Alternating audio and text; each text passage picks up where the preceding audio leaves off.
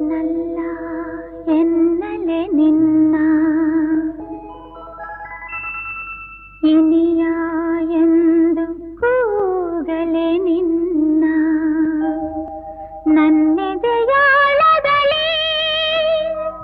ನೆಲೆಸಿರುವ ದೇವನೇ ನಿನ್ನ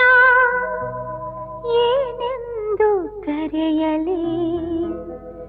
ಏನೆಂದು ಬರೆಯಲಿ